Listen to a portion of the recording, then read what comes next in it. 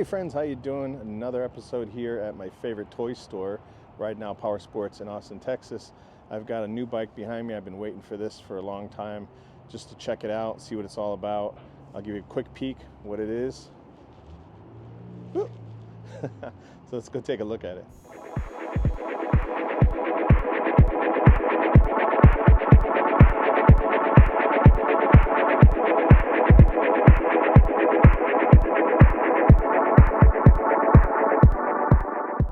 So here it is, the all-new R1300 GS. It's a completely redesigned bike from top to bottom. This one in particular I've been waiting for because this is the ASA version. So the ASA stands for Automated Shift Assistant. And if we come over here, we can start to look at what that is all about. And you'll notice here there's no clutch. So the ASA is a clutchless system. I'll go over the controls later, but there's a very important button right here. So this button is the automatic and manual button for the transmission. So you can ride this bike with the shifter using the quick shifter. And you can also put it in automatic and drive it like a scooter. So it's really up to you. And the quick shifter, from what I understand, is much smoother than the previous Boxers. So that's a big plus. And it doesn't search for gears. I've heard nothing but good things about this bike, and I'm looking forward to test riding it. So the transmission, that ASA is probably the most important part of this bike, this particular bike. But the engine is also important. It's the 1300, so it's 50 cc's larger than the previous model. It has 145 horsepower, 110 foot-pounds of torque, and this weighs in at about 523 pounds, excuse me. So this particular model comes with all the doodads. I think the only thing this didn't come with is it came with the standard exhaust. It didn't come with the akrapovic slip-on. But in that, it comes with everything: rear mud flap. For the panniers, these are all for the electric connection for the cases. So these come off. And then you hook the cases right in there, so the cases all have power. There's another one right here, and another one on this side. So this one comes all set up with the racks. It's all ready for the bags connecting here, here, and here, and then the power here. While we're sitting here, we've got the key this key here hole basically opens up the seat so you can pull everything off. Comes with heated seat here. Shaft drive, like always on the Boxers. Shaft drive comes the single-sided swing arm. So you got that nice shot of the tire there. Beautiful rims. Front here, inside there, you can see this has the telelever front end for suspension. And also this one has the auxiliary lights on either side here and over here. Turn signals are in the guards on either side of the bike. BMWs are now coming to the US with the SOS. This was something that was usually only on the European models, but we have it here now coming into the US. Also comes standard with the GPS bracket ready to go to put the Garmin or whatever kind of satellite GPS you want to put in there. Awesome TFT, we'll go over that in a second. Little box here. Put your keys, put whatever you want in there. It probably would fit a phone, a smaller phone. The bigger phones, no, probably not. And you'll see in here, I'm going to try and do this with one hand, get this key out of the way. This is a rubber grippy mat. This pulls up, and then down in there, I don't know if you can see it right here, there is a USB connection right here, down here. So you could put a phone in there and charge it if it fits. We're in this area of the bike. We'll talk about the tank here. The tank holds 5 gallons of fuel. A very important, cool thing about this bike is it comes with a fully adjustable suspension. So when you're riding this bike and you're coming to a stop, it will lower itself down a little bit, and that's great for shorter riders like me. And then when you take off, it raises back up. The other thing that does or allows you to do is it helps you a lot with the center stand. So if you turn the bike on but don't start it, and you push down on the center stand, the suspension will go from low to high and actually assist you to get it up on the center stand. Another thing that's a little unique about this center stand is it has this cool little, the leg and foot here on standard center stands would just sit like this. And occasionally it could, depending on how big your feet are, you could end up kicking that. This one actually folds down and gets out of your way. So this whole part this is all open now. And if you wanted to put bigger, foot pegs on there, you could also do that as well. All right, let's get into some of the details about this bike, options, and all the little extras that you could get for this bike. So here's a list of the standard equipment that come with this R1300 GS ASA version. TFT display with BMW motorrad connectivity, LED matrix headlight, dynamic traction control, BMW full integral ABS Pro, 4 riding modes, Eco, Rain, Road, and Enduro, Hill Start Control, Dynamic Brake Control, Dynamic Cruise Control, Engine Drag Torque Control, Tire Pressure Monitor, Keyless Ride, Heated Grips, Smartphone Charging Compartment with a USB charging socket, Hand Protection with integrated indicator lamps. Optional equipment: DSA, electronic suspension with load compression and spring rate adjustment, adaptive vehicle height control, heated seat for rider and passenger, Headlight Pro, additional LED headlight, riding assistant, forged enduro wheels, central locking system.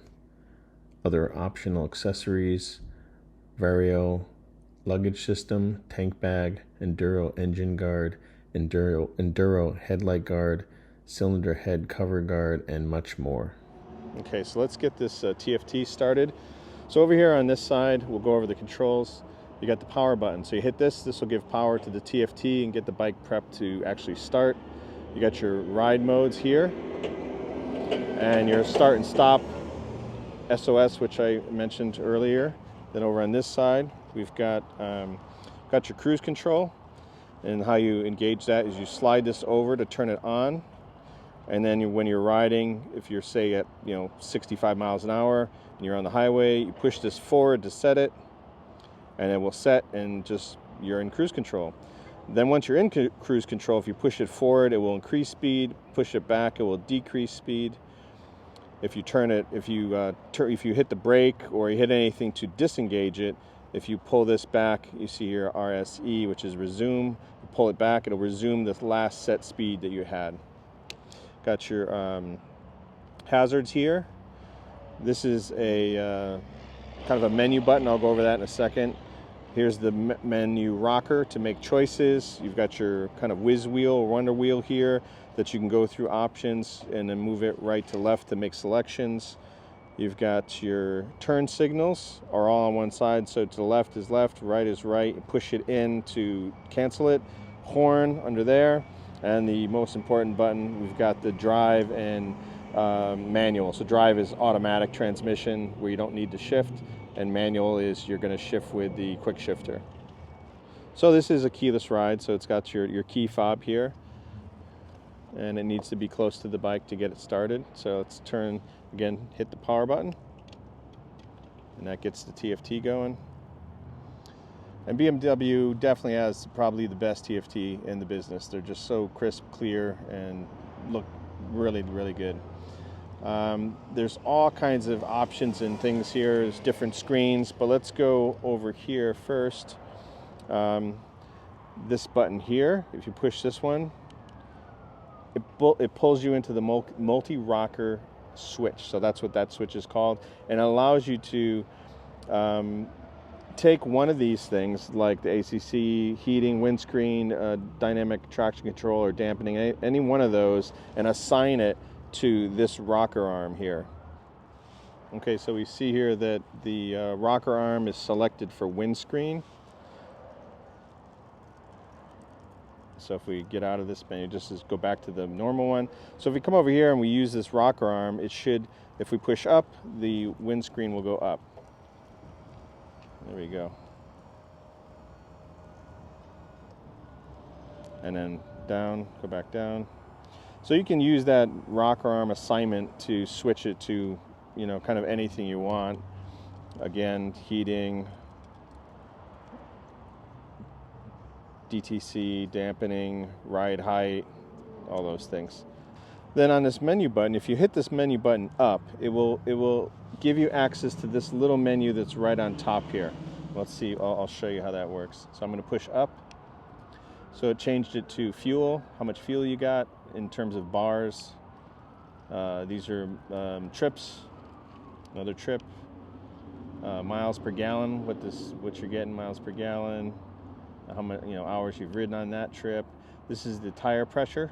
So once the bike starts to roll, it takes maybe a minute or less than a minute to read the tires and give you the actual real-time tire pressure. And if your tires are low and extremely low, it will warn you on a TFT. It will pop up a warning that your tire pressure is low and that you need to fill it up or pull over. And this is miles per gallon that you have in the tank. So this has got 154 miles in this tank. It's estimated, and it really depends on how you ride. So if you're gonna ride, real crazy and just like twisting the throttle like nuts, you're not gonna, that'll start going down, and it tries to estimate best it can.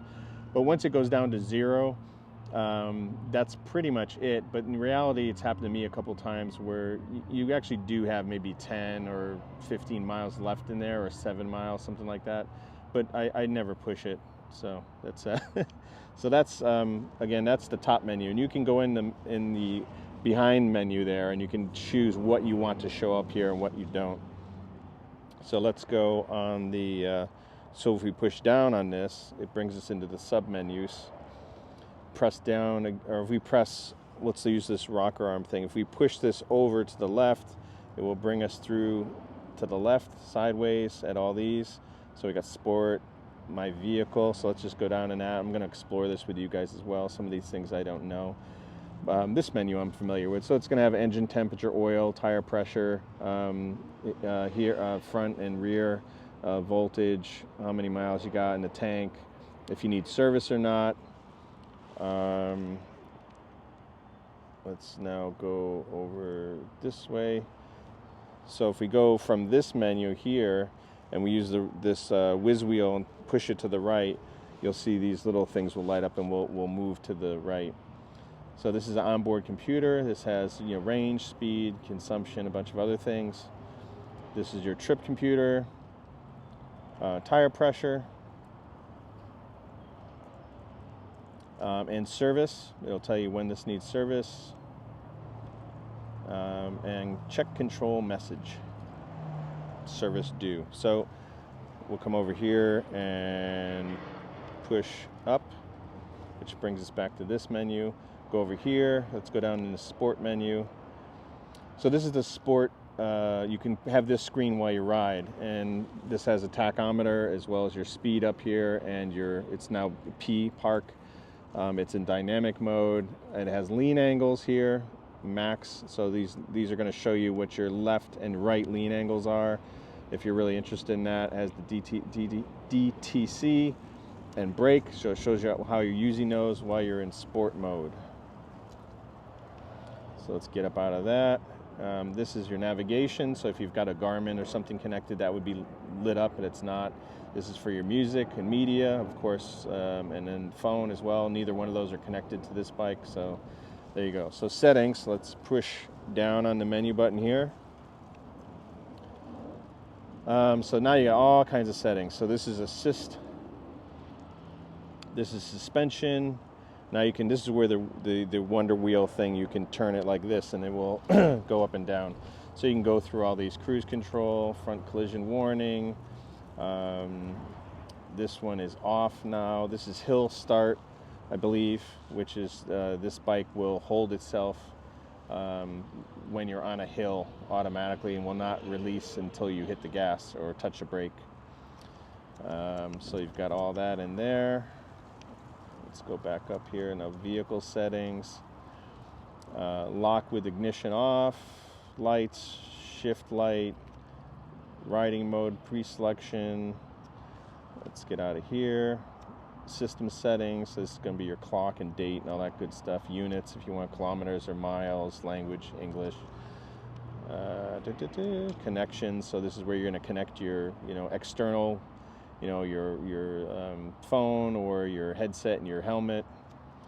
Display. This is going to be like how bright. Yeah. So that's how bright do you want the display. So it's at 60% right now. We're in the sun, and it's very clear to me, and I think you guys can see it very clearly as well. So there's no need to put that up any higher. Information, reset all. Information is probably licenses and software of the actual TFT.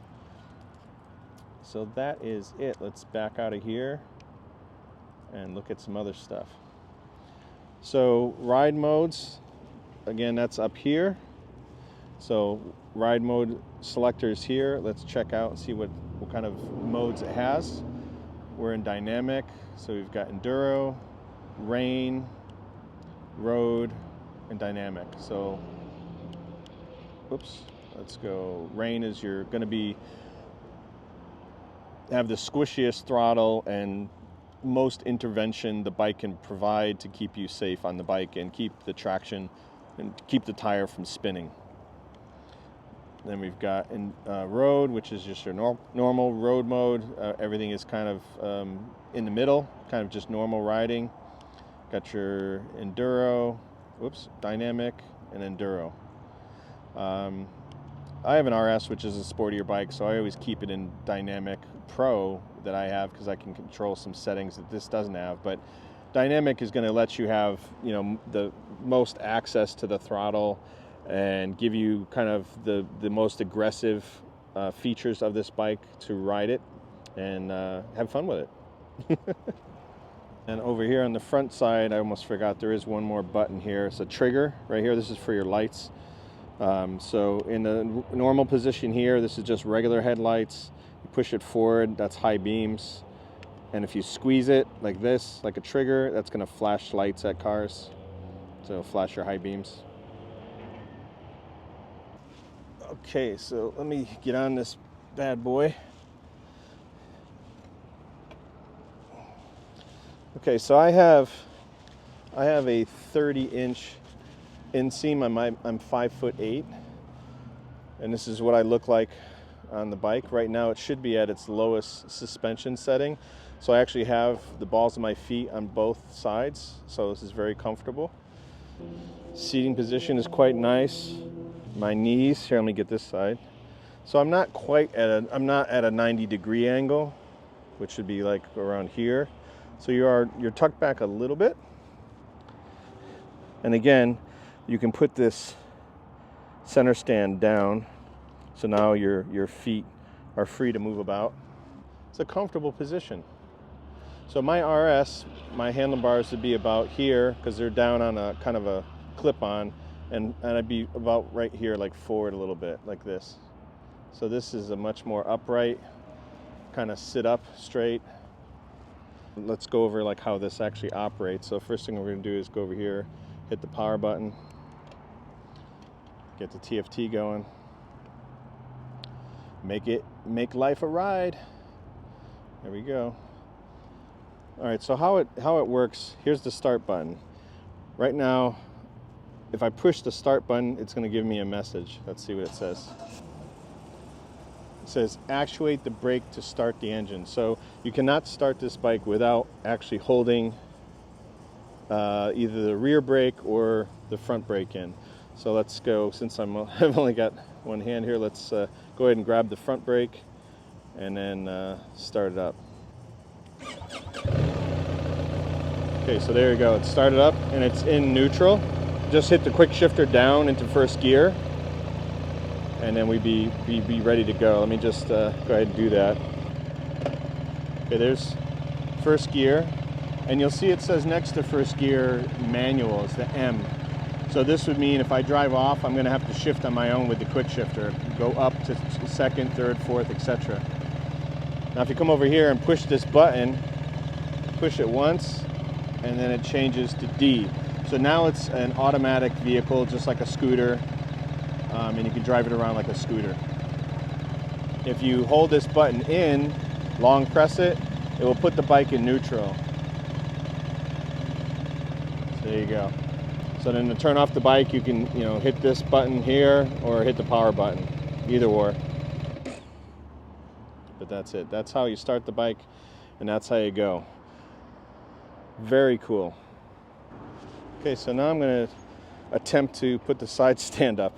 I'm on a hill here though, so it's probably not the best way to do it. You got to have that bike on, so the bike is on. Flip this guy out.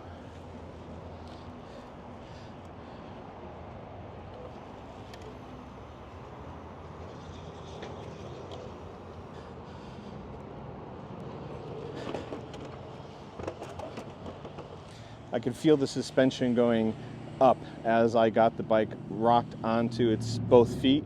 It started to go up, and I hope you could see that on the camera. All right, guys, well, thanks for joining me. That was awesome. I hope you enjoyed that. The clutchless system is obviously not for everybody right now, especially old timers and people that have been riding motorcycles a really long time. It's just going to be kind of unnerving not to have a clutch, and I think a lot of people will probably still want that, but once they test ride this, I think they'll change their mind pretty quickly. That's it from this end. Thanks again for joining me. Please subscribe, share, thumbs up, all that good stuff. I love it. Until next time, see you.